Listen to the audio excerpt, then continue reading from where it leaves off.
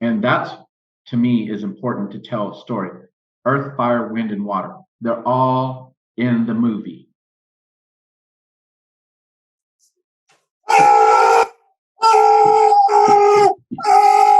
He's back! He's back! Just kidding. Okay, that freaked me out. I'm not gonna lie. Es un comienzo épico. Hey, Jonathan. Hello. Jonathan. Hola, ¿cómo están, señor? Súper, Muy señor. bien. Qué bueno, Jonathan, qué bueno. Super magnifico. I will be the lucky translator, and welcome, man. Welcome, both of you. Hey, man, this is the closest I've ever been to Colombia without a straw. Yeah. I love the background. I feel, Colombia, here in Cucuta, very, very sunny. Man, I saw the lights. I need a beer. Oh, I guess. This is my other living. This is my living room. That's my disco right there. We need beer, man. cerveza, hola. Exactly. Un copa. Copas. Sí. Okay, first the questions. Jhon, go ahead, Jhon, dale. Yes, sir. Hombre, gracias por estar acá, ambos, Carlos, Jonathan, ya más adelante. Gracias a servirá usted. James. Gracias a usted. Con mucho gusto. Hombre, yo El gusto primero es mío. quisiera hablarles primero sobre esta nueva producción que saldrá. Yo quiero preguntarle cuál fue el reto más grande que ustedes pudieron afrontar en el set y también actuar junto con Mchsan. It was amazing. It was wonderful to work with Michael Mchsan. I have been a huge fan, for years. And when he had a resurgence in Reservoir Dogs, I think that was the most magnificent comeback. Even though he didn't go anywhere, it was still to be able to see him in that light of being such a badass. He's such a likable, unlikable character. He's what you would call an anti-hero. You root for him, but at the same time, and I think in the Wraith, you feel for him.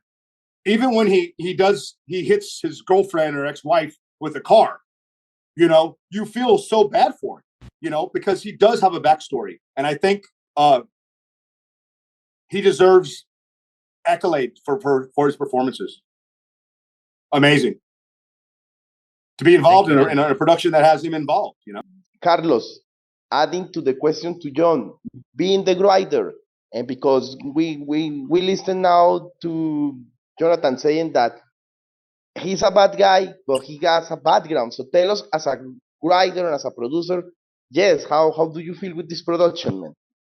I think it's so important if you're writing a project, directing a project, producing a project, or in a project as a performer, you need to look at the background of your character. First, you look at the background of your story, then the background of your character, and it's real important, I think, to find the background of your actor. Because I know an actor is someone different than the performer, but as you get older as an actor, you tend to get associated with the characters that you portray. So important to have that recognition. It's like a name brand. When you buy a box of tissues, if it doesn't say Kleenex, okay, people say Kleenex. Give me a Kleenex. It's a tissue. Kleenex is the name of the brand, not the product that you're using.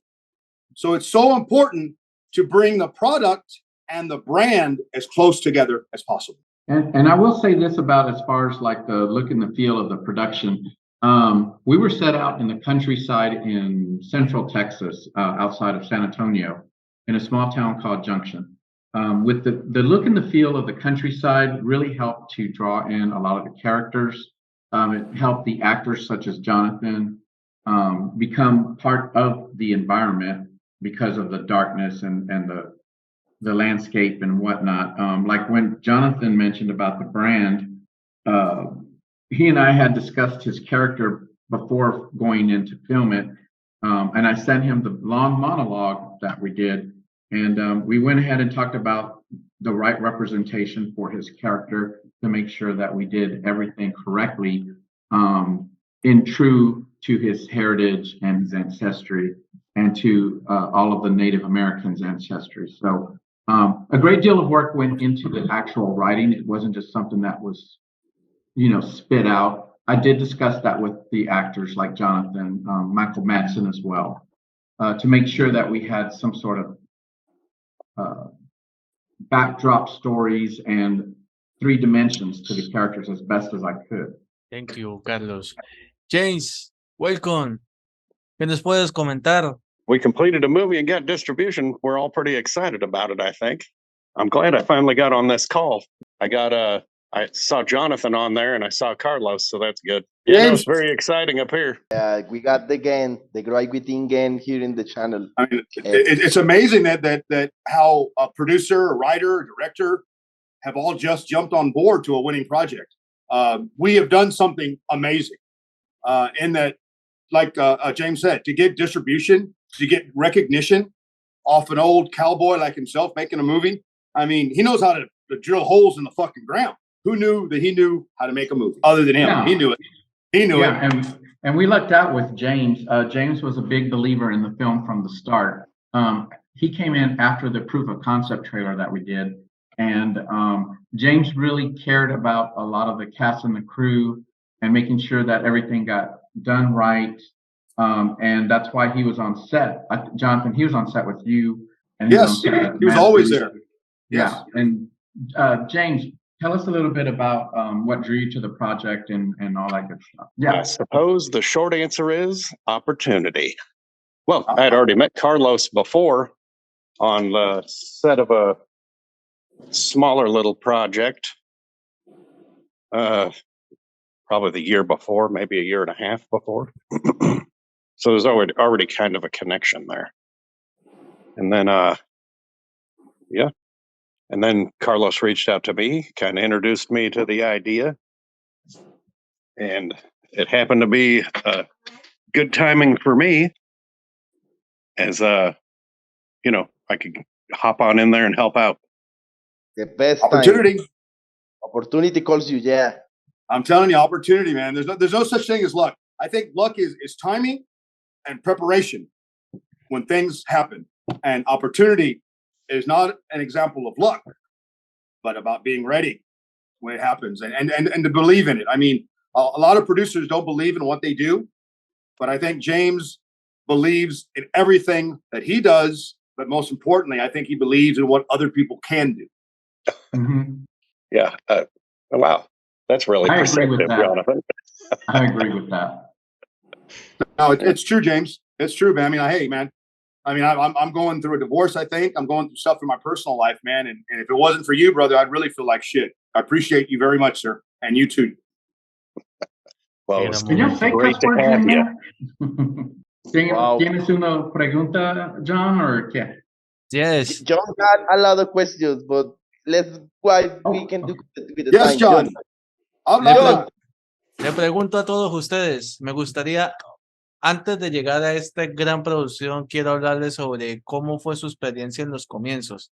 Para ti, James, sobre Heibo 114, para ti, Carlos, de Go to Sleep, y para usted, Jonathan, de Texas. Okay. He is asking all of you, because we always do in the channel talking about the beginnings. We always got beginnings. So, the words that you want to tell, James, you about Heybot 114, Carlos, Go to Sleep, and you, Jonathan, Texas Ranger. Wow. Yo, Texas, viva Texas! Yes, Texas is awesome, man. Well, I'll just start real fast. I just started by accident, to be honest. 13 years ago, I did a Halloween party that I normally do, and I decided to send out invitations to everybody on a CD. I made a short zombie video with the digital camera, of all things. And so that kind of got the bug going. And many years later, I'm skipping a bunch of stuff, I've produced over 25, 27 films, music videos, commercials, etc. And funny enough, one of the commercials actually introduced me to the Wraith herself, Amy Cutter, which is played by Allie Harrison. So, or Allie Catherine. She played the Wraith. I was introduced to her many years ago, and I kept in touch with her and offered her the role. So Yeah, sure. I'm good and boring. Let me get this. I, I started out in the U.S. military. Then I went into the oil field. I've been doing that for a couple of decades. Had a little money to invest in things. And when COVID broke out, so I'm fairly new to this. When COVID, I mean, really, it was, well, the very beginning of 2019. It was barely, you heard a little bit about it here and a little bit about it there, but we weren't all masked up and locked in our houses yet. But it was coming. It all happened real fast in 3 or 4 months. But during that time, I was approached by a guy that had a script, a little independent writer director, and he wanted me to throw a little money at him for a film. I thought, this doesn't sound like an investment. It sounds like an expensive hobby. I said, but let me go ahead and do this right so I can at least get tax benefits off of it. And I made him give me a month or two to set up a business name, the accounts, all that business. And I allotted a little bit of money for that. We made a little zombie movie. Of course, that's funny how Carlos did a zombie thing. Way back in the day. Way back. Made a little zombie Rey and the movie. Zombies. Unfortunately, didn't get to go do anything, but we did complete it and we learned a lot. We did it all during COVID. So it took probably over a year to make this little thing. But it was a fun little film. Learned a lot. I kind of got the bug, if that's the right word. I got the bug. Got the bug. So when this opportunity came along, I thought all the stuff that I learned. What do you learn making these little movies, smaller movies? You learn things that you would do different next time. You want to add a little talent to the mix, like Jonathan, right? Yeah, there's just a lot of things that you want to do. There's you don't have unlimited resources like Hollywood, so you start cherry picking priorities, I guess. Where do you want to focus on making your next project better? And here we are, right? Thanks, Jonathan. Yes, sir. Yes, sir. To follow that up, I grew up, man, in San Antonio, Texas. Yo vivo aquí en Texas toda mi vida. And my parents had a restaurant. And I saw lots of characters come in and out of my parents' restaurant. So I got used to seeing characters, not caricatures, but characters. And in elementary school, I was a fairly fat kid and got made fun of a lot. And I saw the Three Little Pigs on stage. And I realized that a person can become someone that they're not. I'm not very happy with who I am, but as being an actor, I can portray characters that I like, whether they're a good character or a bad character. I always find something about them that I like. And that's so hard for me as a human being. So I grew up wanting to be an actor. Graduated from a small university called Our Lady of the Lake University in San Antonio, Texas. I worked with Joe Sears, Jason Williams, Roger Alvarez here in Texas. Got some really good training under my belt. Moved off to California. Was there about 20 years. Was in Dallas for a bit before the California move, and really got my teeth sunken in deep into what being an actor is all about. Being an actor means you sacrifice. I don't have kids.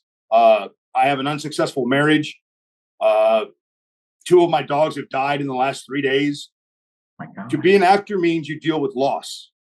But within those losses, you appreciate what wins you do have. I just got back on King of the Hill. People are getting $45,000 fucking dollars. I'm getting paid $5. But in every fucking cloud, there's a silver lining. And those are your fans, the producers, and the people that appreciate what you do. Because at the end of the night, you're by yourself. No matter how many kids you got or minus kids you have, you're by yourself. Just like when you take your last breath on this earth, you're by yourself. So if you're by yourself and you can appreciate what you've done in life, you're a winner, no matter what losses you've ever had. So I've wanted to be an actor since I was a kid. And it's people like the people on this interview that make me appreciate my losses. Anyone can appreciate a win, but to accept your losses and be proud of them because you know you did the best you could. Maybe the other person may not think it, but in your heart, man, every character that I've ever portrayed, I have done the best I could and created something that was memorable, unique, and powerful. So thank you guys so much. Oh man, it's also thank you so much. John, tienes que aprovechar porque la respuesta de Jonathan fue tan bella que es bueno que le digas los papeles que te gustan a ti. Si tienes que decirle que hubo 2 series donde te mató y yo 2 películas. Jonathan, I was telling to John that for that beautiful answer, we want to tell you the roles that we love for you because, yeah, man, it's not only about the Wraith Within. You got a great career. Tell it, John, and I will tell my favorite. Hey Jonathan, my favorite is actings for you, Comanche Moon and Ray Donovan. Oh, Ray Donovan was great, man. Yeah. Comanche Moon was wonderful. Larry McMurtry creates characters that are so true because, you know, todos son indios. And to be Indian in a world that is ours, we again appreciate the breath that we take, not the breath that we leave. So it's so important that people that are connected to the earth remain connected to the earth because that's where we're going to end up, is in that ground. I think so much is what people say, Native American curses. You hear it in Colombia, something bad happens, oh, it's a curse. It was the Indians that put it. I think not so much that Native people believe in curses or that we believe in the supernatural. It's that we believe in the power of ourselves. If you've taken something that's not yours, if you did something that's not right, our bodies have a way of telling us. Our minds have a way of telling us. We are creatures that do good. And when we do bad, we have that inner voice. So perhaps that ghost that we see or that sound that we hear may not be a ghost. It may not be a sound. It may be our interior voice, our inner voice, telling us that we must live a right life. We must do the right thing. Even though we may do the wrong thing, we need to know that we're doing it. I've been going back to church. So important to love thy neighbor, they say, as you know, but that neighbor has to love themselves first. We have to be able to forgive the way Jesus, the way the good Lord forgives us. But we have to forgive ourselves first. We have to acknowledge our wrongs. We have to acknowledge our rights. So that's so important about Larry McMurtry because he creates a character that is true. Every time I play a Native person, they always, oh, you play a bad guy. Tú es malo. No, I'm a person that's true to myself. I'm a person that's true to my job. In Magnificent Seven, when Mr. Bogue tells Denali to recruit a bunch of bad people, you notice when the camera backs up, everyone is white. Every character on that horse is white. Because sometimes in that period of time, the worst people were the white people. I'm not saying they're bad, but at that time, sometimes at that point, you knew that Denali knew if he wants to get the worst of the worst, he'd get the white folks. Larry McMurtry said it best. There's no lower life form than a Texican. I'm a proud Texan. There's a reason why we have 1 star on our flag. We're conceited and we're stuck up motherfuckers. That's why we have 1 star. The stars of Texas shine upon you. Viva Texas. Viva Texas. And thank you for mentioning the Magnificent Seven is one of my favorite roles with the role that you made in True Grit. And that's why I want to ask you because we know Westerns sometimes is a controversial subject, but now they are revisiting the Westerns, you know, all 2 classes that are made for new audiences. How do you feel it? And by the way, how now I want to ask this to you, but to Carlos, the producer, how do you feel? Because you take care of the material, but working with actors because Jonathan, Michael, but first tell me you, Jonathan, how do you feel with this revisitation of Westerns? And thank you for mentioning Magnificent Seven. One of my I think Westerns, of course, you have the good guys, the bad guys, and you have your environment. Usually the bad guys were the native people, los indios. The cowboys were the good. Then the third character was that environment, the background. You had to deal with three things. Now, again, in Magnificent Seven, Denali was an Apache scout. That meant he hunted his own people. Okay? Not only was he bad, but he was good at being bad. The only way to catch an Indian is to hire an Indian. So when you have the dynamics of a Western, you have the white hats and the black hats, and you have your environment. It's just a standard way of writing things. And I think so much of what's happening in today's world since COVID has occurred is that we're all native to this COVID crisis. We are all indigenous to America now. And we're all being infiltrated by a war on freedom. A war on the freedom of not only America, but of the world. We are all native to our land, and we are fighting an enemy that we do not know. An enemy that changes. You think we got them cornered, all of a sudden a different strand happens. The same thing with the native people. But we have to remember that we are indigenous here. We can fight a war, a guerrilla war, because when it's on our land, we know how to do it. It's interesting that we have to stand 6 feet away from people. That's how deep they bury a person. 6 feet. We have to learn to embrace and love from a distance. Doesn't make love weaker, but it will make us stronger as a nation and as a people. If we can learn to love without holding, but love with our minds and our hearts. I agree with that. Relating to the environment, like Jonathan talked about in our movie, The Wraith Within, we didn't really necessarily have good guys, bad guys, but we did have the environment. Jonathan's character didn't play a good guy or bad guy. That's what I think appealed and drew him to the character is I went past the stigma of the Native American being the bad guy sort of thing. If you pay attention in the film, yes, and I do know from certain critics that said, oh, it was too long on the monologue. Yes, it was long because Jonathan's character, Jim Ravenfeather, was the crux of the entire movie. He tied all the pieces together about the backstory, about what was to occur in the future with Amy Cutter. And the way that I kept everything contained was through the environment. For all the people that watched the movie, thank you very much, me, James, and everyone, appreciate it. If you notice, a lot of the natural elements are placed strategically throughout the movie. Now, some of the critics will say that my writing sucked or whatever. Okay, that's fine, that's your opinion. But you have to pay attention to the background.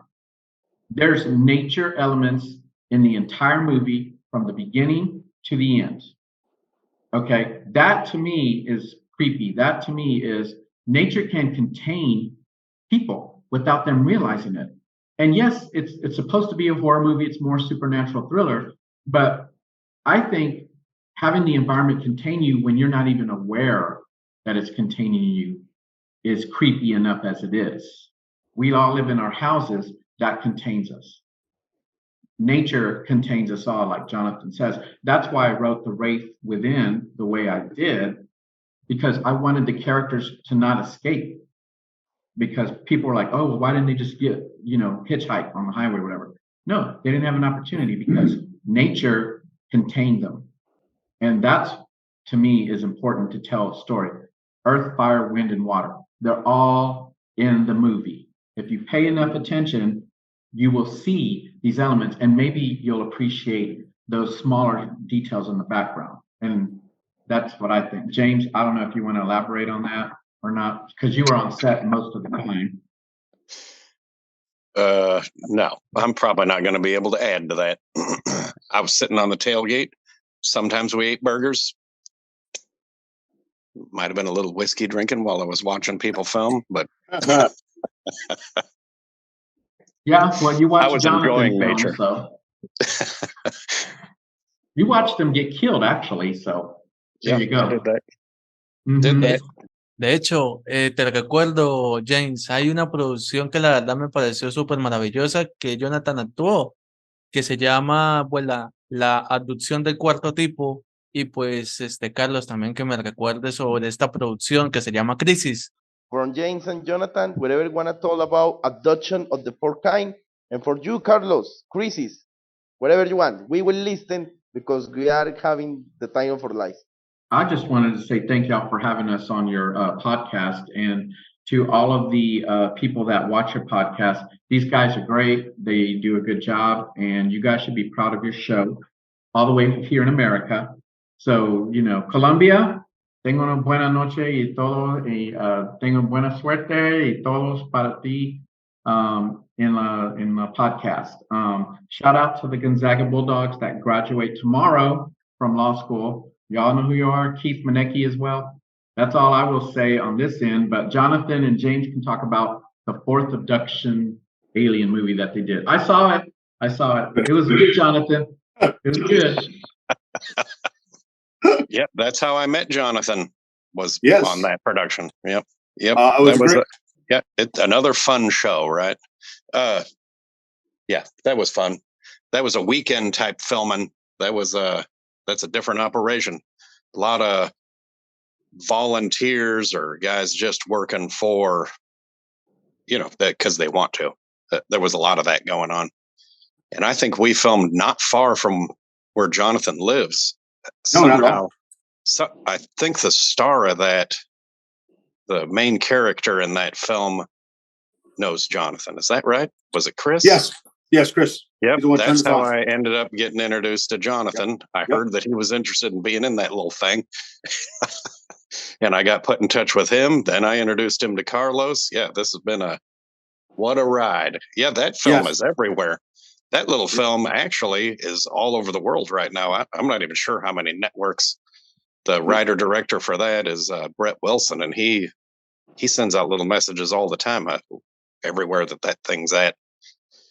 It's too early to know what it's doing, but it's everywhere. That's for sure. I think number one, to be able to work in Texas, no matter where you're at, you don't have to be in Hollywood to make a movie. You can be in a small bunk town. You can be in a big city like San Antonio. Take advantage of a story. Take advantage of your actors. Take advantage of your directors and your producers. Know that you can create a movie not very far from your home, like James said. I've had to go thousands of miles across the country, across the world to make movies. But the best experiences I've had was to be able to work on the abduction and also to work on the Wraith, because it was homegrown. It was done by people that are proud to be here, proud to be home. That's what makes small films so important. I've done big films. They're impersonal. They don't want to hear about what's going on in your life. They don't really give a shit about it. James knew what was going on with my life. He cared enough to be helpful, and that he helped create opportunities for me when other people didn't think opportunities would exist, because perhaps I'm going through something, or perhaps I don't feel great about myself. But you're not hiring Jonathan, the person that sits at home crying. You're hiring Jonathan, the actor who can perform in front of a camera, an actor who embraces what he does, because that's the only time he can escape who he is. So, gracias todo la gente en Colombia. Yo soy un actor con un corazón muy grandote. Yo nunca voy a Colombia. Colombia, yo soy listo para trabajar en Colombia. Necesita un actor, necesito un amigo. Háblame, y yo voy a Colombia porque yo soy listo. Gracias, Colombia. Mucho gusto. También. Hay que darle un fuerte aplauso. Bravo. And before we end this, because time is running on, we're going to take the picture, and later, after the picture, you, of course, invite people, social media, to watch the Wraith Within. Instagram, you can find the Wraith Within on the Facebook as well. I think that's all we're located for the Wraith Within. Jonathan? You can get a hold of me through Instagram. My TikTok is locked up right now with 600,000 likes. I can't get back into it. My phone number's everywhere. Give me a call. And James, what about you? Yeah, you don't want to try to get a hold of me.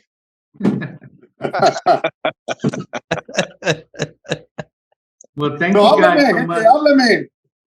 Yeah. So I Estamos guess listos. I'm remember, taking calls now. Hola, ¿cómo están, Colombia? Soy I got listo. your phone. I got your Yeah. phone. Tomorrow, John. Jonathan, No, mucho no le gusto, pueden- señor.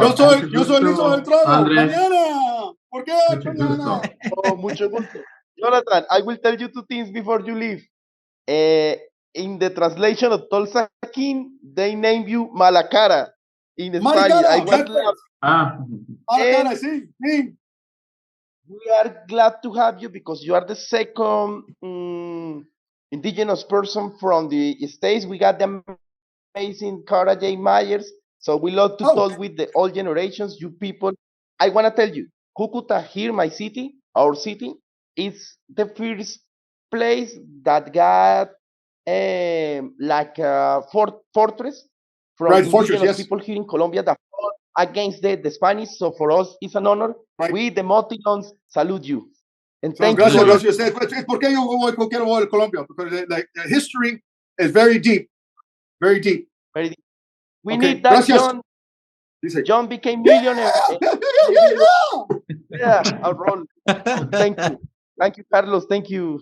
Thank you, Carlos. Carlos. Adiós. Thank you, Tengan James. un buen Mucho gusto. gusto. Thanks. Jonathan, Fernando. respect for you. Adiós. Ah, Gracias. thank you. Adiós. Gracias. Thank you so Gracias. much. Bye-bye. Gracias. Adiós. So how do you feel about being back home? Kind of fast there, pal. Might hit somebody, hurt somebody. My anxiety came back as soon as we got here. Are you going to the reunion, Annie? That's why we're all back. I would miss it for the world. I never liked it here. Strange, being back home. I was always anxious in Junction.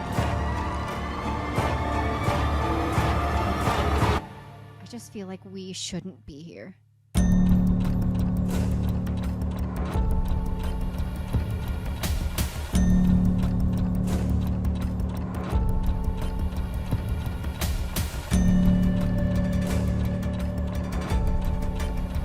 I think we brought me Cutter back.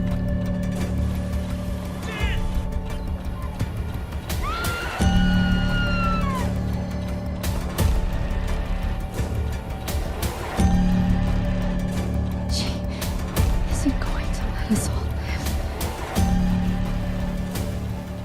I'm running between two fields in the daylight.